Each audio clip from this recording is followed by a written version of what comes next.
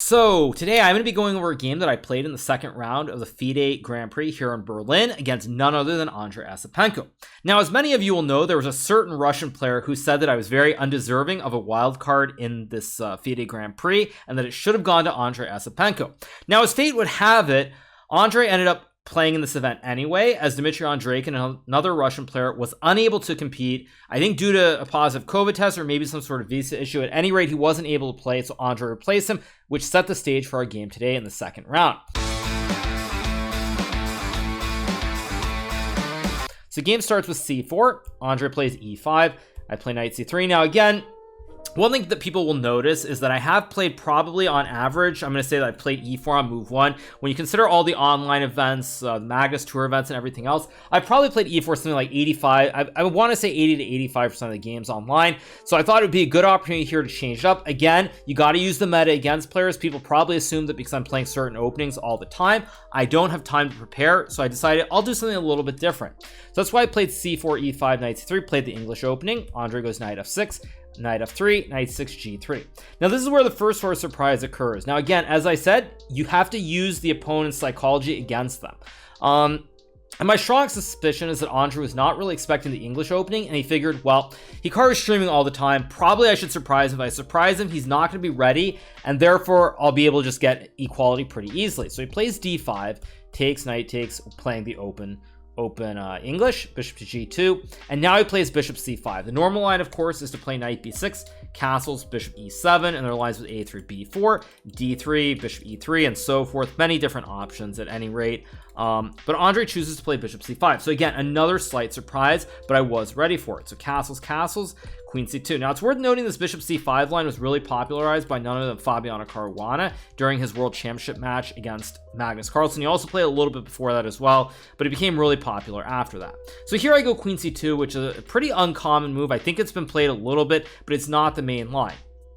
So I go queen c2, and Andrey, after a long think here, played knight to f6. Like I said, I suspect that Andrey was already very surprised. I think he thought that by playing the open English and playing bishop c5, that I would be out of preparation. I wouldn't really know how to react. So therefore, he took a long time, plays knight f6. So after knight to f6 here, I play this move pawn to a3. And after I play this move pawn to a3, Andrey plays knight to d4 here. So now I take, again, this was already a little bit outside my preparation. I looked at a couple other moves, but knight d4 was not one of them.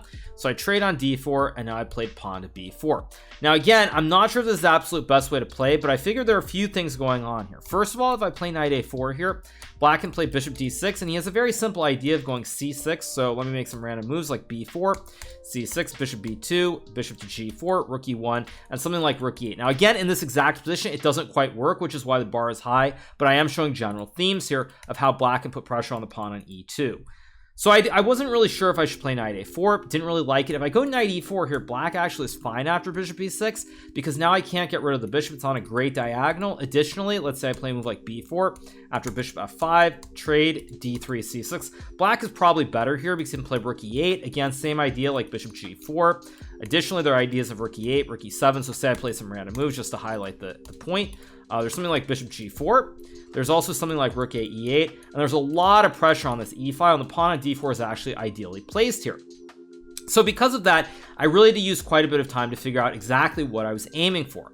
And that's why I played b4 first. Now, the reason that this move is so much stronger is that if black plays a move like bishop d6, now I have knight to b5, attacking the pawns on c7 and d4, and the bishop on d6. And after black plays a move like bishop to e5 here, I can play queen d3. Important not to play something like a4, because then d3 would win the game. But I can play queen to d3, and now after black plays pawn to c6, I can play f4, attacking the bishop. Bishop moves away, I just take the pawn. If he takes my knight, I take the bishop. Now I get bishop b2, and much like in the game, I'm ending up with two bishops on very long diagonals that are open. So it's really a tricky spot here for black, because where do you put the bishop? And so if black goes bishop e7, which is another move, now I can play knight e4. And you'll notice one big difference here is that now after something like bishop g4, I play d3. Black does not get the queen to f6, and actually the bishop on e7 is in the way of any threats towards the pawn on e2. So because of that, it's a tricky situation. So Andrey here plays this move bishop b6, which also is logical, although after bishop b6, now I can go knight to a4, and I am going to trade my knight for this bishop on b6. So Andrey plays rook e8, very logical move. I take here first. Worth noting, however, that I do not play d3, for example, because after bishop g4, knight takes b6, black can actually take with the c pawn, and now their idea is like rook c8, and black has a lot of pressure on both the c file and the e file as well. So by taking right away here, rather than committing to either d3 or e3, black has a choice to make. And now if black takes with the c pawn, after queen to d3, let's say bishop g4, I can go rook e1, and bishop b2 is a big threat. I'm hitting the pawn on d4. Additionally, b7 is weak, so black can't really make use of this open c file here if he takes with the c pawn. So that's why I invert the order and I take first, because now black has to take with the a pawn. Now I play e3, again not d3, because after d3 black has bishop g4 as always, and I can maybe play e4 at some point, but after pawn takes, bishop takes c6, black has a very solid structure here.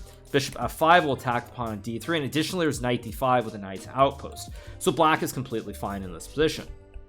So therefore here I choose to play e3 instead, and now Andrey plays d3, and this is a very committal move. Now it's worth noting again that in this position I had the choice whether to play e3 or not, but I was really debating it, and I figured, you know what, I have to try to be aggressive. If I want to have any chance of winning the group, I need to take my chance with white, so I played e3. And again, at the time I was not 100% sure if it was good, but I figured, you know, if I win, great. If I lose, so be it, but I have to play for something dynamic rather than just trying to be stable and solid. So Andrey plays d3, and now I go queen c3, and we have a very weird position here. It's worth noting, I think that during the game the computer thought queen c4 was a better move. Completely eludes me as to why this is a better move. I'm guessing it's something like c6, bishop b2, bishop e6, and I can probably go queen c3 here, and black can't remove the knight from this diagonal. So this might have been slightly better than what happened in the game, but it's also kind of weird to put the queen on a square where black can immediately attack it as well. So I go queen c3. Now Andrey plays knight e4. Again, if c6, I go bishop b2, and I get the dream. This knight is glued because, of course, otherwise it will checkmate with a battery. So the knight on f6 gets glued. So he plays knight e4, which I had calculated. I go queen c4, bishop f5, and now I played bishop b2. The idea being if black takes the pawn, trying to fork the queen on c4 and the rook on f1, I can now go queen c3 attacking the knight, but also lining up the battery and threatening checkmate on g7. So black has to stop it with a move like f6, and then I just take the knight. Of course, knight f1. Queen takes g7 is checkmate.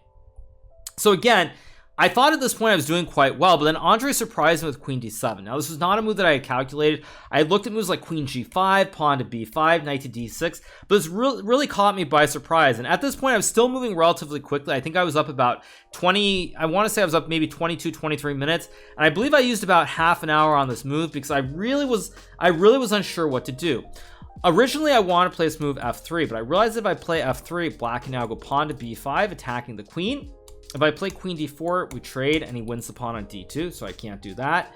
And so I probably go queen c1, but now after knight to d6, it's very tricky to play for white, because after queen c3, f6, there's this idea of knight c4 and an outpost. Say I play a random move, like rook f2, knight c4. This outpost is very deadly because the pawn on a3 is weak, the bishop on b2 is stuck, and d2 is weak as well, and the pawn guards the knight, so it's going to be stuck there for eternity. So I don't really want to allow that. At the same time, there is a very interesting idea with e4, bishop e6, queen d3. And after bishop c4, queen d4, bishop f1 takes, I thought rook d8, d3, queen f7, and I figured that in this position, after a move like queen f2 or maybe queen c3, it's probably okay for white. Again, just drawing my recollection of a lot of Stockfish and Alpha Zero games, having the two bishops and having a pawn as well for the rook is probably enough, or I felt it was. But I also felt that if I make a couple wrong moves, I could also lose very easily. And so that's why I rejected this. But I spent a lot of time thinking about this idea because I thought this was okay, but I really wanted something better. So after using all this time, I actually came up with something which I was very pleased with, which is I played the unnatural bishop takes knight. Now it looks very unnatural, but after bishop takes f3, you'll notice that after bishop c6, rook c1, the pawn is actually very stable here on f3, and additionally I have ideas like e4 and g4. Now one thing I said during my interview with Benjamin Bach on my Twitch channel earlier is that this resembles something in the Catalan. Now I'm going to make a couple of moves here just to illustrate the point. If white gets some structure like this, of course, ignore the actual evaluation because in this specific position it doesn't work. But there are a lot of cases where you get some position like this, and the pawns actually are quite stable here. And so now I will show you guys exactly what I'm referencing. So back to the start. So very quickly we'll go take a look at the Catalan, and this is another reason why you need to be aware of all sorts of openings and a lot of different structures. So there's this line of the Catalan where both sides where I can play knight to e5, both sides castle, knight to c6, takes, knight c6, say queen d7, trade, something like queen c2, e5 takes, something like bishop b7, f3. Now again, this isn't like about the specific position. Something like this, takes, rook e8, some e4. I'm just setting it up so you guys can see the idea, where eventually at some point you end up with something similar where it looks like your king is very weak on g1, but the pawns on f3, e4, and g4 are very stable. And so I was sort of drawing on my experience from the Catalan and recalling some of these structures. Now, there was one game, of course this was not the order, but if you guys are curious, played between, I believe it was Magnus Carlsen and Sergei Karyakin in the Singfield Cup, and I believe it was 2018 or 2019 in the Catalan. That's a very instructive game if you want to see a similar pawn structure to what I'm referring to here. So back to the game. Right, so here we are.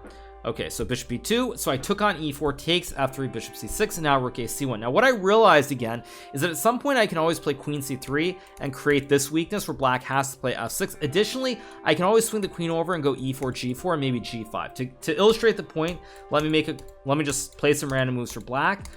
You get some position like this, and now I can go rook g2 and g5 and just rip open this diagonal. And now the bishop on c6 is staring at a pawn wall, and I'm actually going to checkmate him on the star square diagonal from b2 to h8. So this is the dream of what I want, and once I realize that in this position the light scores are not really a weakness because I can always play something like queen f4, I played this line and I was very, very happy. So Andrey plays rook c7. Now it's worth noting here that queen d4 is actually a blunder because after black trades, again, computer is going to say this is equal, but black has this very nasty idea with bishop a4, bishop c2, and at some point the idea of stacking the rooks on the a file becomes a problem potentially. Like say I go king f2, bishop c2, let's just say h4, rook a6, some bishop b2, c5. It gets a little bit iffy because if I trade, black is going to start to push the pawns. Additionally, the bishop always guards, so there is some danger if this occurs. So I was very aware of this, and that's why I did not actually trade the queens. And additionally, I figured best case, that's a draw. Worst case, I just lose the game, and that's not what I wanted. Again, the risk reward really matters. There's nothing wrong with being solid and playing for a draw, but you don't want to end up in a situation where you could have losing chances. So here I play rook a c1, Andrey plays rook e7. Again, important that bishop a4 is not a move here because now I can just take the pawn on c7. So he goes rook e7. Now I play queen f4 and he plays f6. And this is where I played this move rook c4. In retrospect, I don't think it was the best move. I suspect that I should have just gone g4 and tried to go like h4 g5 or maybe king h1 and e4 again, something like, let's just say bishop a4 just to illustrate the point, king h1, bishop c2, e4, let's just say c5, takes, and something like rook g1 with the idea of g5, again trying to rip open this long diagonal towards the king on g8. Again, I don't know if this was best. I mean, practically speaking, I think what I did was better because my moves were very simple, but maybe g4 was slightly better, all things being said. Instead I played rook c4, Andrey played rook d8.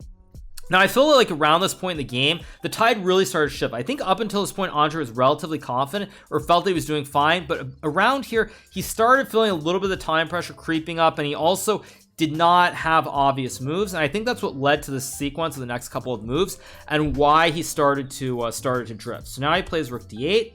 I played rook to c1 here, and now he makes a fatal blunder. He plays this move queen e6, completely overlooking the idea. Now, after the game, I actually told Andrey I thought queen d5 was a better move, simply because it does one thing.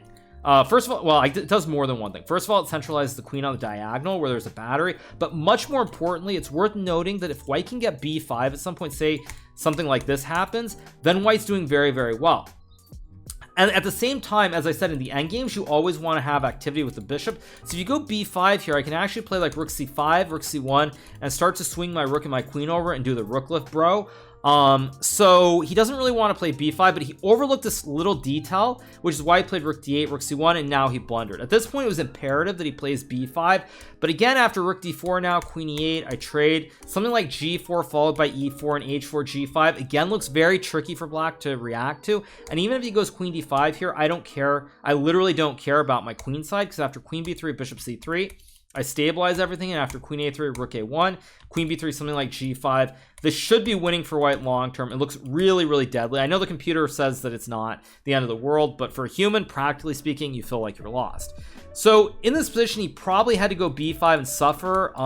Again, I do feel that this position I would have had great winning chances with these g4, g5 ideas. Again, a weak pawn on d3 as well, which I can maybe long term go after with king f2 and e3. But all the advantages in the position are white's. Or all the positional weaknesses are for black, and white can try to capitalize here. So here Andrey played queen e6, and this is a fatal blunder because now I played b5. Logical move he took, and he overlooked my next move. After the game we spoke a little bit, and he said that he just missed rook e4. Again, rook takes c7 is the obvious move, but after rook takes c7, black can still play bishop c6. And again, after trading an e4, white is better g4, g5, or h4 and g5 to open the diagonal. But it's not lost yet. It's definitely not losing. So after bishop takes b5 here, I played rook e4, which is the critical move. And here Andrey spent, I think, about 12 to 13 minutes because he saw the line. And actually, as soon as I played b5, I did see what happens in the game. I had calculated all of this. So he goes queen f7, we trade, I play rook c7, and now he plays rook d7. Worth noting that, say, a move like queen e8 is no good because now I can go rook g7, queen f6, king g8, and queen g7, creating the checkmate with the battery. Additionally, if he plays a move like queen e6 here, I can just very simply take the juicer on b7. Idea of queen c7 stacking on the 7th, and this should long-term be winning for white as well. Also because the pawns here on b6 and d3 are weak, so this should be close to winning. Instead, Andrey plays rook d7, which I expected. Rook to c8. He blocks here. You cannot go king f7 here because after queen f5, I attack the bishop and the pawn. If you play a move like bishop c6, there's queen h5 check. If king e6, rook e8 wins the game. And if g6, I can just take on g6 even, up 2 pawns, and it's completely over as well. So black has to play rook d8 here, and I spent a long time here. I actually had about, I think, 18 minutes to Andrey's 4, if I remember correctly. And in this position, I used a lot of time thinking for about 10 plus minutes because I saw bishop takes f6 when Andrey was deep in the tank. After rook takes c7, I think it was, or maybe it was after rook e4. I don't remember the exact which move he used all the time on, but I thought for a long time because I did see this idea with queen c7 as well. After queen c7 trades bishop c6, I can now play king to f2, and just to illustrate why it's so dangerous, let's say h6 e4 for example, king f8, king e3. This is close to loss, I think, for black, simply because the d3 pawn is weak. So black has double pawns and a weakness. So for example, rook d7 here would actually just lose because even though it's opposite color bishops, black has doubled pawns, and I also have 5 connected here in the center. So to illustrate it, something like d4, d5, king d4, g5, f4, and then I go e5, e6, and the 2 connected pawns should win the game for white. So it's actually very dangerous and hard to play for black. But again, the more I thought about it, the more I thought that, well, you know, if I play queen c7, maybe there's some miracle like bishop c6, king f2, something like rook d7, check, king f7. And while I think e4, king e3, bishop d4 is probably winning, I wasn't 100% sure. And I thought maybe there's some miracle because it's opposite color bishops with rooks on the board. And so I thought, you know what, to quote the great Magnus Carlsen, I don't believe in fortresses. Now, the reason I use time is because after bishop f6 takes, queen g4. By the way, it's worth noting that initially I thought maybe queen b4 was strong here, but I did see that after queen b4, rook d8 check, black just blocks, and this would be a draw. So initially I did see this idea, but I did keep using that time, going back 5 moves. So I take, and you probably think, well, black just up a bishop. Again, geometry is really important, and this is called overloading the queen on e7. So now I check on g4. Now if black goes king f7, I can just trade and go queen h5, and I win the bishop and the game. So black can't go to f7. Black can't block with the queen because then I take the rook with check. So after queen g4, black has 2 moves, f8 or h8. Now again, to the untrained eye, king h8 looks like the right move. But here we have the classic theme, which you'll see a lot in Puzzle Rush, which is overloading the defenders. Now I can go queen b4, and I attack the queen on e7, I attack the bishop on b5, and the rook on d8 is under attack. So if black plays queen takes b4, I can now go rook takes d8 check, and unlike the previous variation, there's no queen f8 here because I just take the queen, because the king is, I slid the king over to h8 first before I go for this. So black can't take the queen. If black moves the queen backwards, I just trade the rooks and take the bishop, and again, this is a completely winning queen and pawn endgame. So Andrey finds the only move where he has a chance to keep the game going with king f8. We trade. Now I go queen b4 check, attacking the bishop and the king at the same time. Queen to e7. Queen takes b5. queen takes a3, and now I do not get greedy by taking on b6, because then there's queen c1 check, and now after king g2, queen d2, king h3, black can even go queen c3, and here white has to force the draw because the d pawn is 2 squares from the end of the board. So instead I play king f2 here, and this is also very noteworthy because you'll notice the queen is ideally placed. It attacks d3 and b6. Black cannot go like queen a2 because I just take d3 and I guard d2. Additionally, this probably is just lost due to the pawn structure. Black has what we call 4 pawn islands. You have the pawn island on b6 and b7, d3, f6, h7. None of the pawns are connected, whereas all 5 of my pawns are connected. So technically speaking, this should be winning. So here Andrey plays queen c5. Now, a move that you might think makes more sense is queen d6 because it guards both pawns. But again, I had actually looked at this line. I thought that I could just start marching my pawns up the board. Something like, was it f4 or queen f5 first? I think f4 was just simply winning here. Black has to wait. And slowly but surely, I can just keep expanding here. And eventually at the right moment, let's just say h5, king f8, and now I can start to bring the king forward, run the king up to e4, let's say queen c6, I trade and go king e4, and this is simply winning. And again, black doesn't really have any good squares. If you go to c5, I just take on d3, and once I get the king to e4, I'll just gobble the juicer on d3. So I think Andrey realized that long term, any of these queen endgames with queen d6 are probably losing, so he played queen c5. Now, I thought that queen a5 was maybe the best try, but even after queen d3, b5, this still is probably losing because I can go queen d4, king to g7 here, and I think just g4 followed by g5 should be good enough due to the pin, and I suspect that this is just cleanly winning.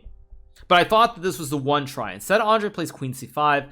Now I take, and the reason that I thought it was a one try is because in the game after b5, queen c3, I felt that if the queen is on the other side, like let's say we get some position like this, there are ideas like queen a4 and b4. So like something like b4, queen a3, try to march the pawn. Whereas with the queen on c5, there aren't really these ideas. Like even if I play like queen b3, you don't have queen c4 because you're trading towards the center, not towards the edge. So I thought that maybe that's why I thought queen a5 was a better try, but at any rate, it's still probably losing. So queen c3 I played here, offering the queen trade, attacking the pawn. Of course he can't trade the queens because then the pawns are going nowhere. And again, I have 5 pawns, he has 4, and 2 of them are doubled. So instead he plays queen e7. Now I go king to e2. Again, very logical move in the spirit of the bond cloud. You got to get the king to the e2 square. If you get your king to e2, you're always going to win. So king e2. Also, additionally, I can now start to run the king over towards this passed b pawn, which is why I knew at this point that there was no way that I wouldn't win this, because again, the only chance black has is to get this pawn down the board, but my king is also getting really close. King is super weak, especially because of all the pawn islands, and so technically this is just lost. So Andrey goes king g7. Now I play queen d4, centralizing the queen, keeping an eye on the king. I have queen g4 to create the right triangle. Additionally, I also cut off squares on the diagonal towards b4 and a3, and I keep queen d7 alive as well. So it's just a great centralizing move, and I can bring the king over or start to fling the pawns on the king side. So Andrey goes queen f7. Now I check him, king h8, queen b4. Important move because again, now black cannot go queen d7 to guard the pawn because I have queen f8 checkmate, and now he has to go queen e8. And now you'll notice that after queen d6, queen f7, queen c5, queen e8, the queen is very, very passive. It's even more passive than it was before. Whereas say, for example, black could get some position, like let's just say we could set this up with the queen on c6. The queen is still somewhat active here, and black has some small chances maybe. But what happens in the game here after queen f7 is with this little finesse, the queen gets super passive here. Also worth noting, by the way, that in this position, if king g7, I can just go queen c7 check to collect the pawn on b7. So it goes here, queen c5, queen e8, and g4. This was the last moment where there was one possible window for maybe black where Andrey had a chance to maybe get something. Queen b6 is a very logical move because you attack both pawns at the same time. But after queen b6, queen to e5, queen takes b7 here, black can maybe go queen b2. And again, I thought queen f7, h6, something like g4 is winning, but you still have to be very careful because this pawn now is very, very fast down the board. If black has b3, say I play h3, b3, h4, queen c2, this actually I think is no longer winning. Or if it is, it's very tricky because black is 2 squares away from queening, and the queen escorts the pawn to the end of the board. So again, you do have to be very careful, and I thought at this point in the game here, why do I want to play queen b6? It's only one pawn, whereas the queen is completely dominated on e8. There's no activity. You can't go to e5 or c6. You can't go to h5, and my queen is always eyeing the pawn on b5. So I thought, you know what? Now it's time to start pushing the pawn. So I go g4. king g7, h4. Additionally, by pushing the pawns, I also prevent any endgame. Like queen c6, it is losing no matter what. But with the pawns advanced up the board, I can just create the wide peepos here, of course. Create the Great Wall of China on the 5th rank. And after like king d6, g5 takes. Say king e6, I go f5, king e7. And something like d5 takes, or even c5, e5. I mean, I have too many pawns, like c4, g6, b4, and then I go d6, and again, wide peepos, and I win the game here. So by pushing the pawns up the board, I also realize that now there are never any opportunities for black to ever trade the queens. So Andrey plays queen d7. Again, very hard to find a move here. Go h5.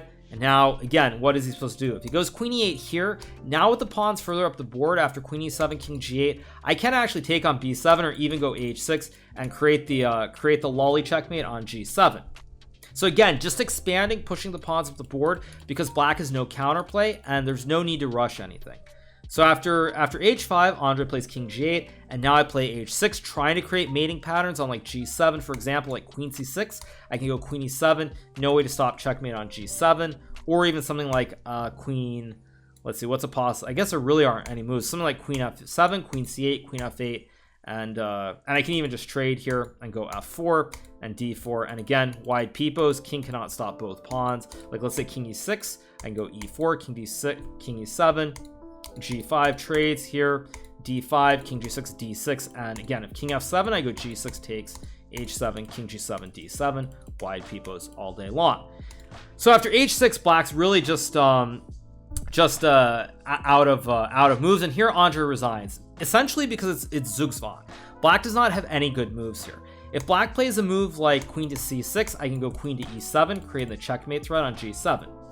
If he goes, I mean, the only other move to not lose, I guess, is lose the pawn is queen e8. But after queen e8, I can just go queen d5 check. If queen f7, I mean, I can trade the queens or just go check and then trade like this. And like I said, this is simply winning. So black can't really move the queen here. So black can't move the queen. So what else can you move? Well, now you can't. If you go b6, I just take the pawn. If you go b4, I just take the pawn. So if you move either of these pawns, I'm going to capture it. If you go f5, I can just take this one. So now we've established you can't move the queen or the pawns. And now that leaves only the king, which you can move here. But if you go king h8, I have queen f8 checkmate.